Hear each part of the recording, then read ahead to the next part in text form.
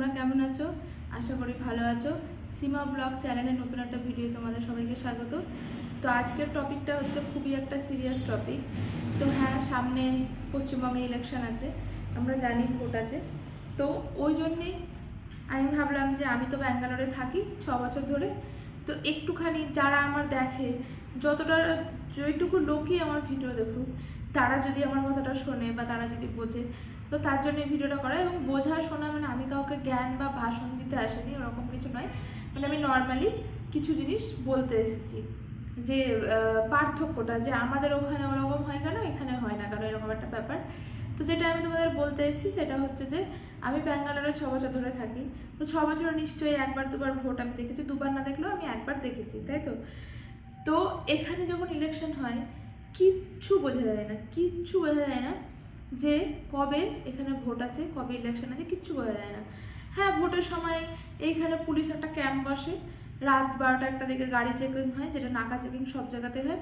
এরকম না কোনো প্রচার আছে, না কোনো মারামারি ঝামেলা, কিছু শুনতে পাই না। প্রচার আমি দেখতে পাই ভোটের 2 দিন আগে, হয়তো কোনো একটা দল বেরোলো, এটা দিয়ে ঘুরে গেল, আবার চলে গেল, কোনো চিল্লা ভাঙানা কিছু নেই, এরকম আমি দেখেছি। কিন্তু শুধু এরকম এখানে না, আমি সাউথের পুরো স্টেটগুলোতেই দেখেছি। এই যে কিছুদিন আগে তোমার কেরালায় ভোট গেল, সেখানে তোমার কেন্দ্র বাহিনী, যে আমরা বলি কেন্দ্র বাহিনী, সেটা লাগলোই না। মানে এমনি পুলিশে যারা আছে, লোকাল পুলিশ, যে স্টেট পুলিশ, তারাই তোমার ওটা করে দিল ভোটটা। কিন্তু আমাদের পশ্চিমবঙ্গে কেন এটা মানে এরকম হয়? দেখো, আমি আমি যেটা বুঝতে পারি সেটা ওপরেই মানে আমি করে কথাগুলো বলছি বেশ করে। মানে দেখো, আমি কিন্তু পলিটিক্সের ব্যাপারে কিচ্ছু জানি না, আমি কিন্তু পলিটিক্স পড়িও নি কখনো, আমার শুধু 11-এ ছিল। তো যাই হোক, তবুও আমি পড়িনি। তো আমি যেটুকুটা বুঝতে পারি সেটা হচ্ছে যে আমাদের ওখানে না যেটা হয়েছে, যে ইনকাম, মানে মেন হচ্ছে ইনকাম। মানে আমাদের ওখানে তোমার আয় করার কিছু নেই, ঠিক আছে? এবং শিক্ষা বলতেও কিছু নেই, মানে পড়াশোনা করে কিছু করবে। এবার যারা ভালো পড়াশোনা করছে তারা কিন্তু ওখানে থাকছে না, তারা অন্য স্টেটে চলে যাচ্ছে, না দেশের বাইরে চলে যাচ্ছে, এটা হচ্ছে ব্যাপার। এবার যাদেরকে থাকতেই হবে বাধ্য হয়ে, যারা মানে পারছে না আর ওখানে থাকতেই হবে, তারা কি করবে বলো?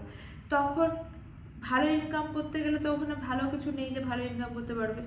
এবার তুমি কম টাইমে যদি বড়লোক হতে চাও আর তুমি বেশি ইনকাম করতে চাও, তো একমাত্র পথ হচ্ছে মানে পলিটিক্স করা। মানে তোমার এই সব কিছু, মানে এই ভোট মোট এইসবে পলিটিক্সের মধ্যে যুক্ত হওয়া। কারণ সেখানে প্রচুর টাকা ইনকাম করা যায়, সেখানে কালো টাকা প্রচুর পাওয়া যায়।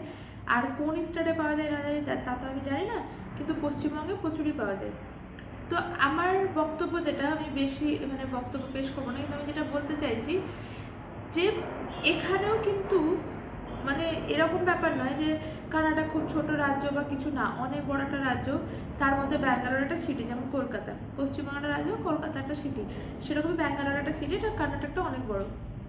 তো এখানে যখন ভোট হয়, আমি বলছি না বিজেপি বা কংগ্রেস, আগে কিন্তু বিজেপি ছিল, ভোট হয়েছে, কংগ্রেস এসেছে, আবার কিছু জিতবে, আবার হয়তো আসবে, এরকম। কিন্তু ভোট হতে দেবে না, বুথ দখল করে নেওয়া, মারামারি ঝগড়া, মানে পশ্চিমবঙ্গে যা মারা যায় ভোটে, আমি কোথাও শুনিনি যে এতটা মারা যায়। হ্যাঁ, আর কে মারা যায়? সেই নর্মাল সাধারণ লোক, যে ভোটের সম্বন্ধে কিচ্ছু জানে না, যাকে ভুলভাল বুঝিয়ে দেওয়া হয়, এবং তারাও বোঝে না যে যারা বসছে চেয়ারে, তাদেরকে আমরা ক্ষমতা দিয়ে বসাচ্ছি।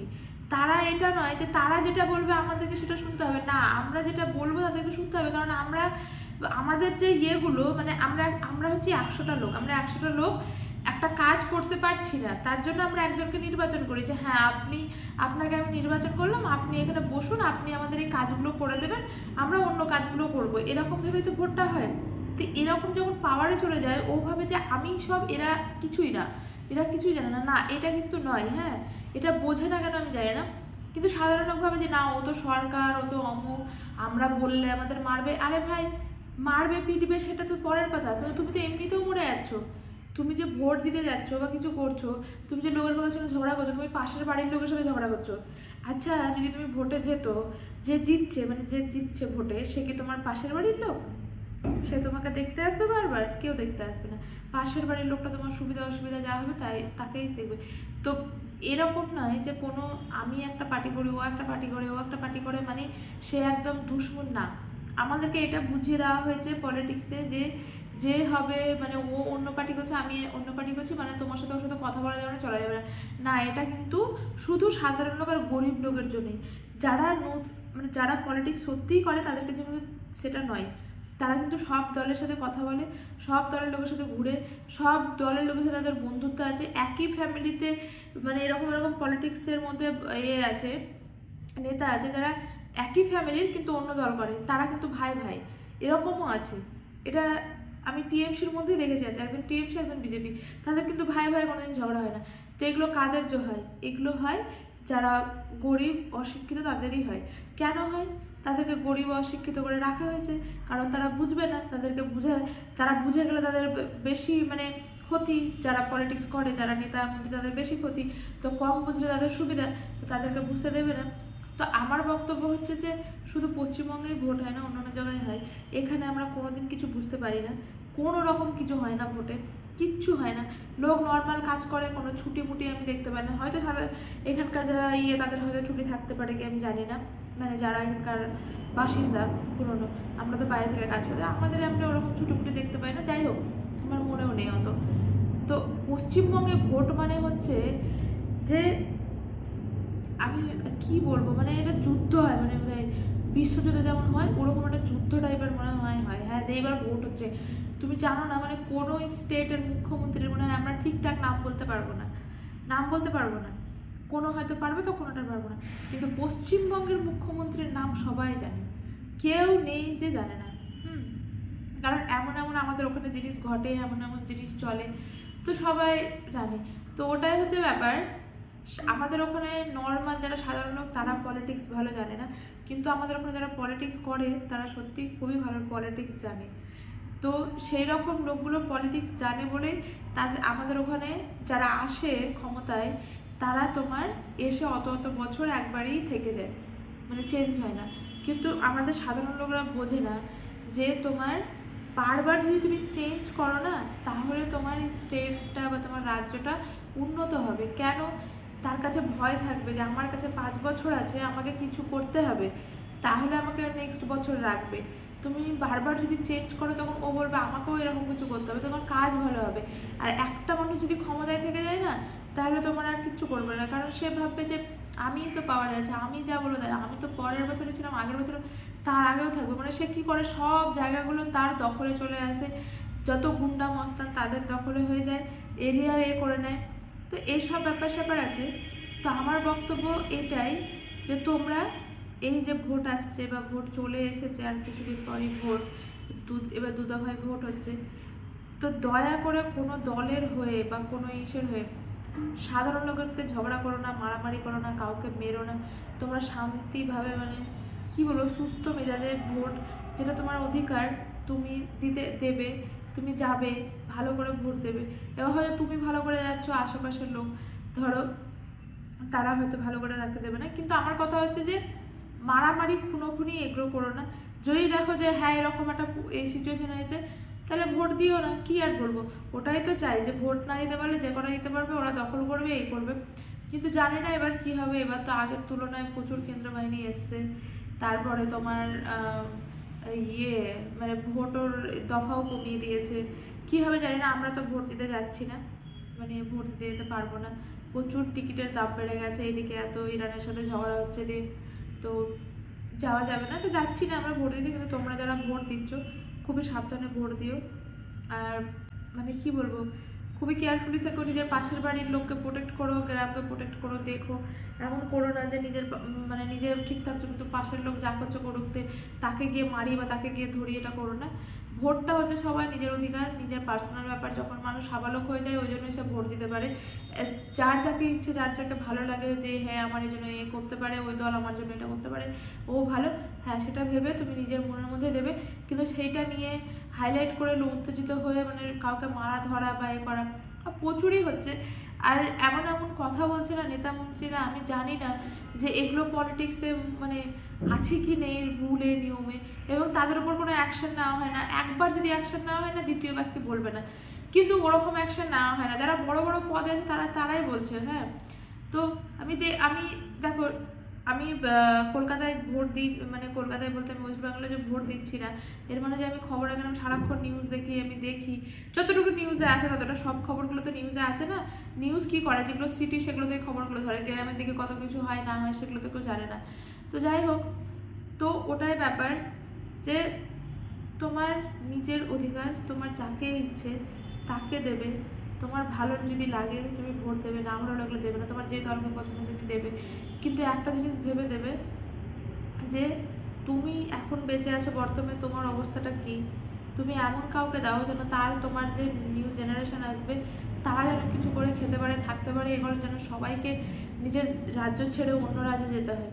কারো ভালো লাগে না, জানো তো? তোমাকে যদি এখন আমি বাড়ি ছেড়ে একটা নর্মাল, আমি তোমার বাড়ি ছেড়ে যদি এখন বলি সারা যেমন তুই ওই মাঠে গিয়ে থাক, মাঠে একটা পুরো ঘর বানিয়ে দিয়েছি, তোমার কি ভালো লাগবে সেখানে? না, লাগবে না।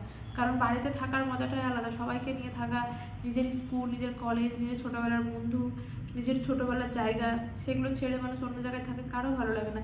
কিন্তু কিছু করার নেই, মানে শিক্ষার যেমন তারা করেছে বা শিক্ষাগত যোগ্যতা যেমন আছে সেই ভ্যালুটা পশ্চিমবঙ্গে নেই, তখন মানুষকে এখানে আসতে হয়, মানুষকে কাজ করতে হয়।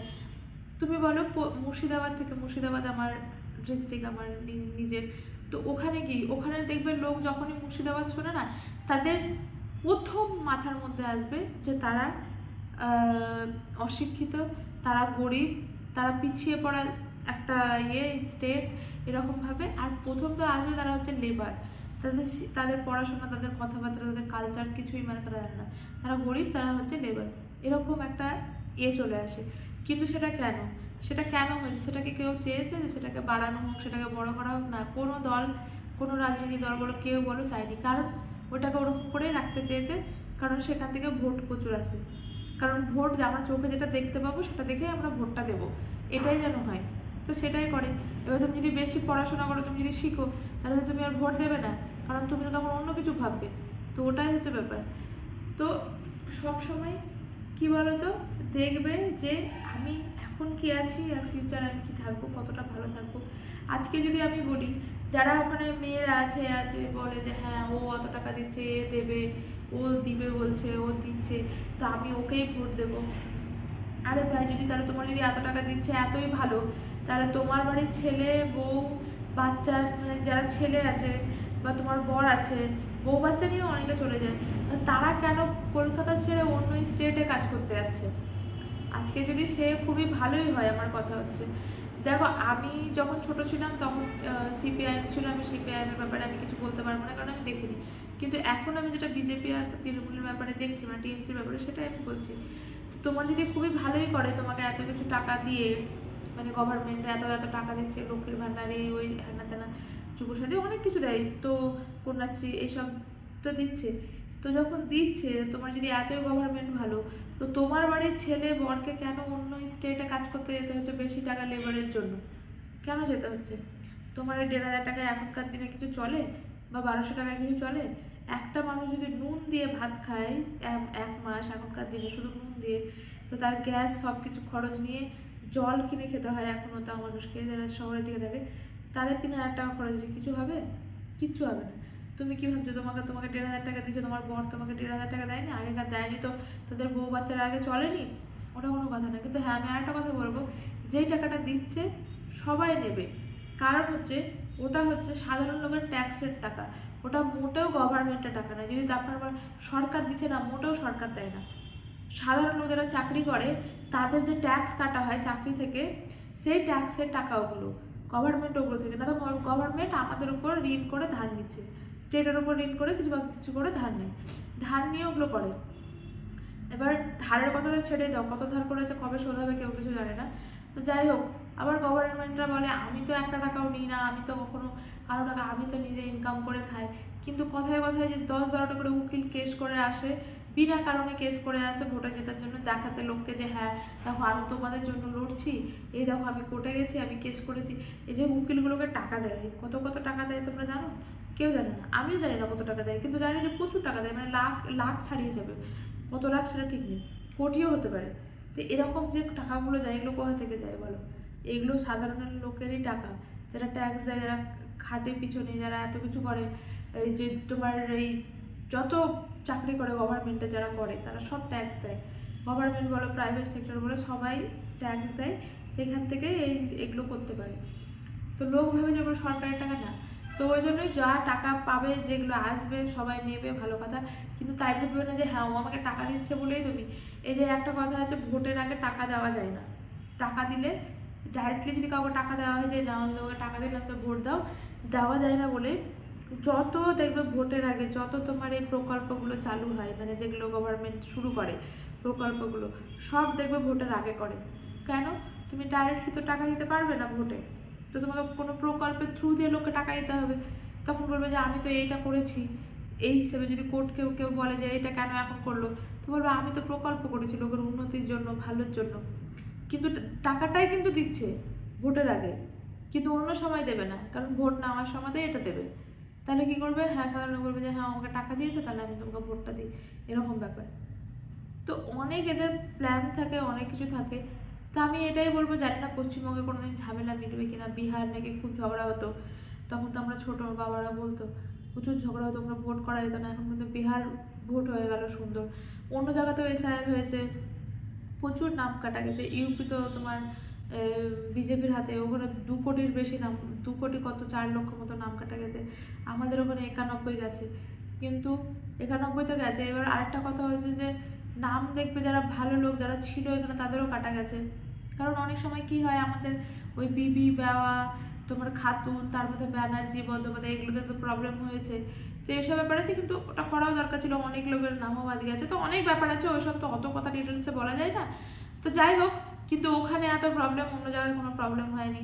সুপ্রিম কোর্টকে বারবার ঢুকতে হচ্ছে ওখানে, অন্য অন্য জায়গায় কোথায় সুপ্রিম কোর্টকে ঢুকতে হয়েছে আমি জানি না।